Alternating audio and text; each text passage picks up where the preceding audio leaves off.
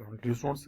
तो ये second part है जो रह गया था हमसे, ठीक है। ये उसमें से हमने इधर तक कर लिया था, ये जून 30 तक, ठीक है। बिल कस्टमर्स, जब भी हम कस्टमर को बिल करते हैं याद रखें अकाउंट रिसीवेबल हम डेबिट कर लेंगे, क्या कस्टमर को हम यह दहानी के लिए क्यों हमें दे, हमने कॉर्पोरेटिंग रेवेन्यू सर्विसेज प्रोवाइड किए थे, तो अकाउंट रिसीवेबल डेबिट कर देंगे। जब भी बिल कस्टमर्स आता है आपने लिखना है अकाउंट रिसीवेबल डेबिट, और जो कॉर्पोरेटिंग रेवेन्यू उसको करेक्ट कर देंगे, ठीक है। उसके बाद है June 30 paid $6,000 in salaries to employees for services rendered during the second half of June. हमने एक ऊपर भी सैलरीज एक्सपेंस दिए थे एम्प्लॉइज को फर्स्ट हाफ ऑफ जून, और इधर हमने सेकंड हाफ ऑफ जून को दोबारा सैलरीज दिए। तो अगेन सैलरीज एक्सपेंस, सैलरीज क्या है, एक्सपेंस है, हमने सैलरी एक्सपेंस कर दी है, तो सैलरी एक्सपेंस को हम डेबिट कर देंगे, और कैश को हम कैश के जरिए हमने दिए तो कैश डेबिट क्रेडिट हो जाएगा, ठीक है ना। सैलरीज एक्सपेंस डेबिट $6,000 और कैश क्रेडिट हो जाएगा 6,000, डिक्रीज हो गया क्योंकि हमने सैलरीज दे दी, कैश डिक्रीज हो जाएगा, ठीक है।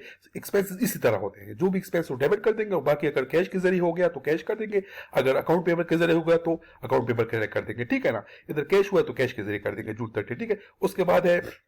उसके बाद क्या लिखा हुआ है, उसके बाद again June 30 received a fuel bill from Henry and feed fuel for this of aircraft fuel purchase during June, this the amount is due by. हमने कंपनी का नाम हेनरीज फीड एंड फ्यूल से एयरक्राफ्ट फ्यूल परचेज किया था, हमारा एक aircraft है उसके लिए हमने इनसे इस कंपनी से फ्यूल लिया था, तो हमारा तो फ्यूल एक्सपेंस हो गया, हमने फ्यूल भरवा दिया, ले लिया, लेकिन हमने उनको अभी पैसे वापस करने हैं, तो हमारा तो फ्यूल एक्सपेंस हो गया, फ्यूल एक्सपेंस डेबिट कर देंगे, लेकिन किसके जरिए हो गया, अकाउंट पेबल के जरिए हो गया। फ्यूल एक्सपेंस हमारा हो गया 2,510 हमने कर दिया था, फ्यूल डाल दिया था, लेकिन अकाउंट पेबल हमने वापस करना है कितना, 2,510। उन्होंने हमें बिल दिया है या दिहाड़ी के लिए हमें देना है, तो अकाउंट पेबल हमें देना है या कितना 2,500, इंक्रीज पड़ा 2,510, ठीक है। ये हो गया जून 30 हो जाएगा। और एक और जून 30 है कि ठीक है, एक रिसीव्ड अ फ्यूल बिल, देखिए रिसीव अ फ्यूल बिल, तो फ्यूल बिल हमने रिसीव कर दिया, तो हमारा जो फ्यूल एक्सपेंस हो गया, हमने फ्यूल भरवा दिया था, फ्यूल डाल दिया था, फ्यूल परचेज कर दिया था, जून हमने परचेज किया था।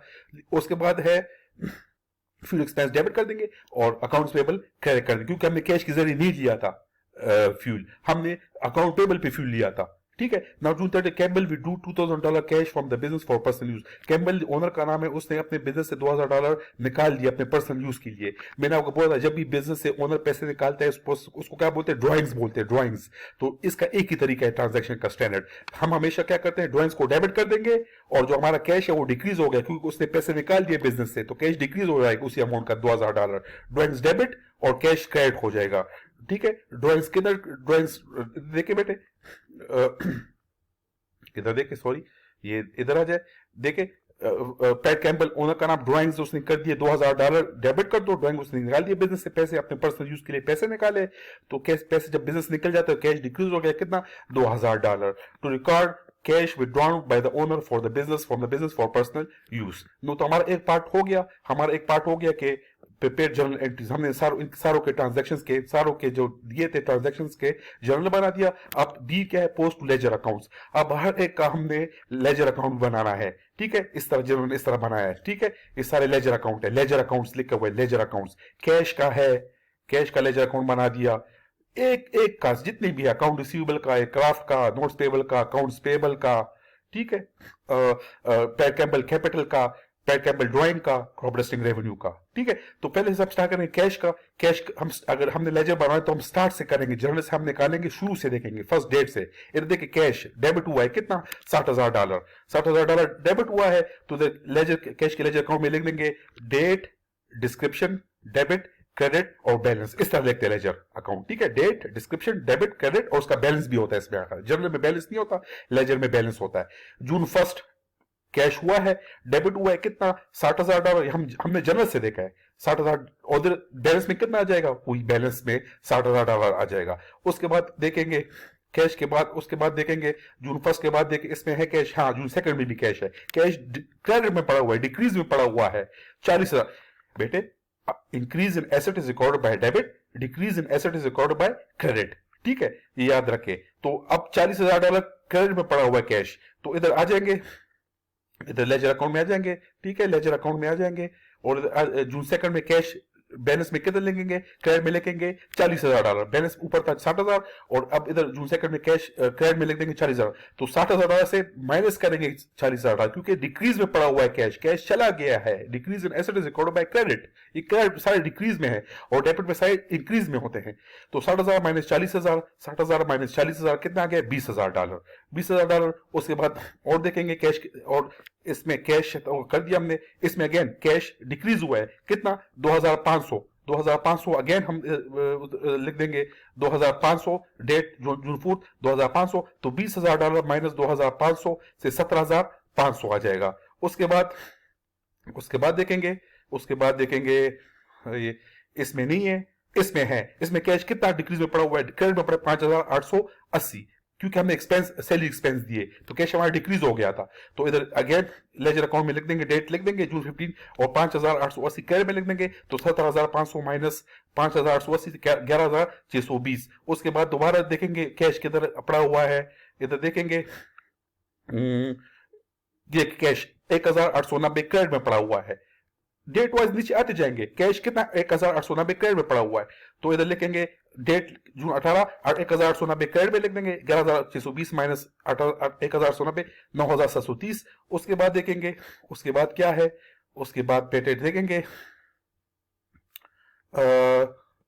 कैश इंक्रीज में आ गया, डेबिट में 4,910, तो इधर नीचे लिख देंगे 4,910 डेबिट जून 25 को 4, तो इस 9,730 का प्लस करेंगे, ये डेबिट में इंक्रीज में है, तो इस बैलेंस के साथ हम जो बैलेंस होता है उसमें अगर डेबिट में आ गया एसेट तो प्लस करेंगे, और अगर क्रेडिट में आ गया तो उस बैलेंस से हम माइनस करेंगे। तो अब 9,730 प्लस 4,910 कितना 14,640। उसके बाद देखेंगे सेल्स एक्सपेंस, ऊपर से हम आ रहे हैं, देखिए ऊपर में नहीं है, इसमें कुछ नहीं है। अब नीचे आ जाएंगे, इसमें कैश है, कैश $6,000 क्रेडिट में पड़ा हुआ है, अगेन क्रेडिट का मतलब डिक्रीज में पड़ा हुआ है, तो इधर लिख देंगे $6,000 क्रेडिट में पड़ेगा, तो 14,440 माइनस 6,000 8,640 आ गया।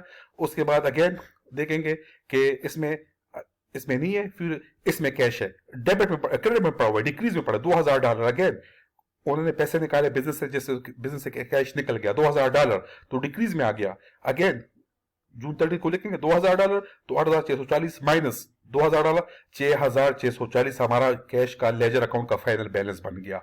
ये कैश का हो गया बेटे। इस तरह सारों के करेंगे, कैपिटल का करेंगे, एयरक्राफ्ट का करेंगे, नोट्स पेबल का करेंगे, रेंट एक्सपेंस का करेंगे, rent expense, accounts receivable, corporate revenue, ठीक है, सैलरीज एक्सपेंस का करेंगे, कैश जितने भी मेंटेनेंस एक्सपेंस का, ठीक है, क्रॉप डस्टिंग रेवेन्यू का करेंगे, जितने भी आपके पास लेजर अकाउंट्स बनते हैं, ठीक है, उसका करते जाएंगे इस तरह। अच्छा, कैश का हक कर दिया हमने। कैश के बाद उन्होंने क्या बनाया है, कैश का उन्होंने अकाउंट रिसीवेबल का बनाया है। अकाउंट रिसीवेबल का देखेंगे, अकाउंट रिसीवेबल शुरू से स्टार्ट करेंगे। अकाउंट रिसीवेबल इसमें नहीं है, अकाउंट रिसीवेबल इसमें नहीं है, इसमें अकाउंट रिसीवेबल क्या डेबिट में पड़ा हुआ है 8,320, तो अकाउंट रिसीवेबल के उसमें 8,000 जून डेट लिखेंगे, डेट डिस्क्रिप्शन डेबिट क्रेडिट और बैलेंस, जून जिस डेट को 8,320, तो बैलेंस में कितना 8,320, ठीक है। उसके बाद क्या है, अकाउंट रिसीवेबल 1,000, इसके बाद क्या है, इसके बाद देखेंगे इसमें अकाउंट रिसीवेबल और किधर लिखा हुआ अकाउंट रिसीवेबल, ये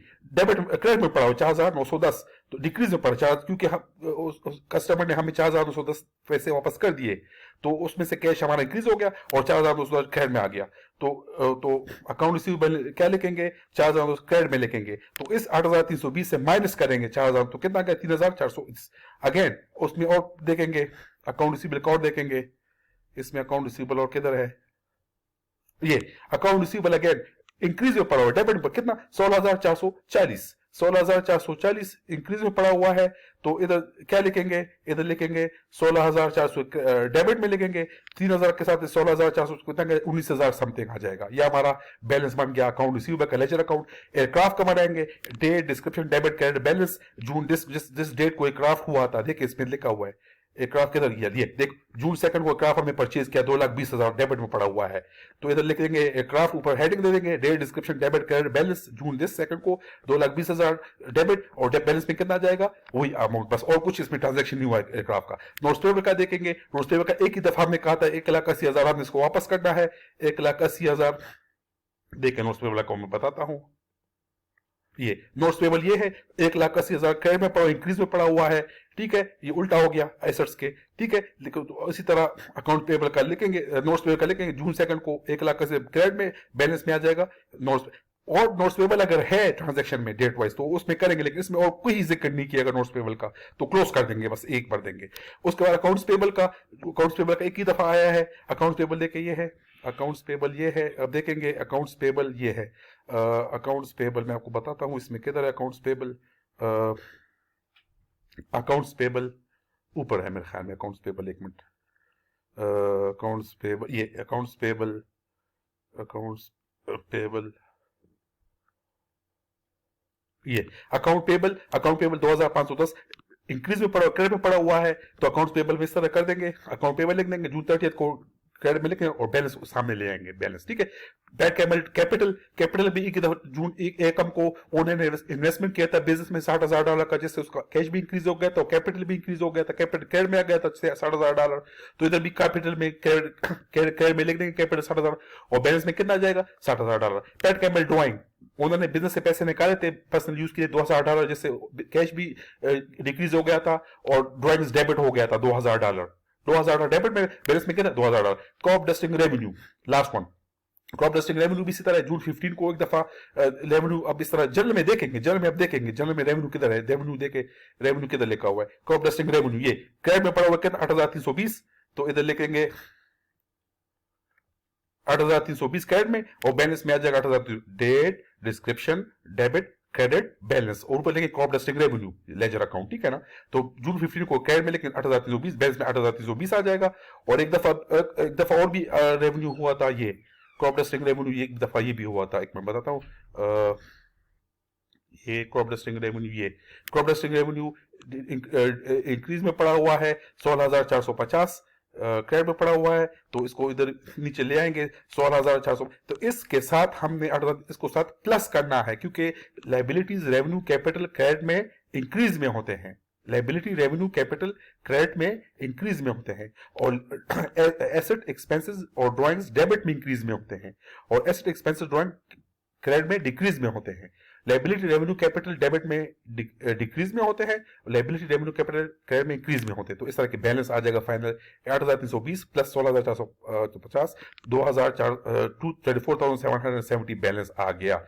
यह हमारा बी हो गया, हमने एक एक का लेजर अकाउंट भी बनाया, एक एक का, ठीक है, एक एक का हमने बनाया, बी पार्ट भी हुआ post ledger accounts. C prepare trial balance at June 30, 2001, बहुत सिंपल है, हम इसका जर्नल भी बना दिया, लेजर अकाउंट्स भी बना दिए, छोटे छोटे सारे मुख्तलिफ।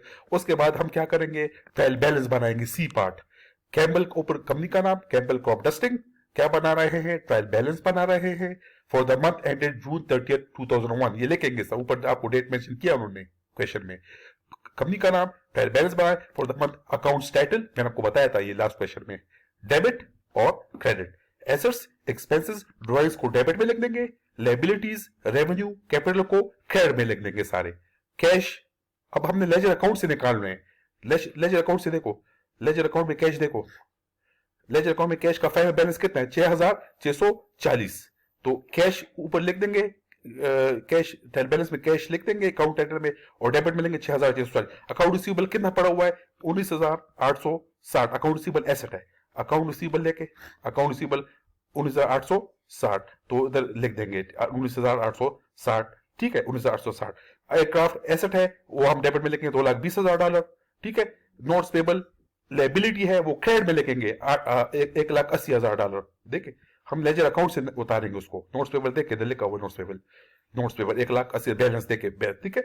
इस तरह एक एक नीचे करते लेके जाएंगे, इस तरह accounts payable 1,80,000, PAT Campbell capital, notes payable 1,80,000, accounts payable 2,510, PAT Campbell capital credit में लिखेंगे $60,000, पैट कैम्बल ड्राइंग हम डेबिट में लिखते हैं, एसेट्स एक्सपेंसेस और ड्राइंग्स को हम डेबिट में लेंगे $2,000, क्रॉप डस्टिंग रेवेन्यू भी हम क्रेडिट में लिखेंगे 24,770, मेंटेनेंस एक्सपेंस है डेबिट में 1,190, फ्यूल एक्सपेंस डेबिट में 2,510, सैलरी एक्सपेंस डेबिट में 11,180, रेंट एक्सपेंस 2,500। डेबिट साइड को प्लस करेंगे और क्रेडिट साइड को प्लस करेंगे, ट्रायल बैलेंस के दोनों साइड क्या आनी चाहिए, इक्वल आनी चाहिए। ये रूल है ट्रायल बैलेंस का कि हमने एसेट एक्सपेंसेस ड्राइंग्स को डेबिट में लिखेंगे और लाइबिलिटी रेवेन्यू कैपिटल को हम क्रेडिट में लिखेंगे। लेजर अकाउंट से जो बैलेंसेस फाइनल बैलेंसेस आए हुए हैं उसे उतारकर हमने इधर ट्रायल बैलेंस में लिखना है। एसेट एक्सपेंसेस ड्राइंग में, एसेट एक्सपेंसेस ड्राइंग्स डेबिट में, liabilities revenue capital credit side पे, दोनों साइड को प्लस करेंगे, डेबिट साइड को प्लस, क्रेडिट साइड को प्लस, दोनों साइड इक्वल आने चाहिए। इस तरह आपने क्वेश्चन कर दिया, जर्नल भी बना दिया, लेजर भी बना दिया, ट्रायल बैलेंस भी बना दिया। Thank you very much.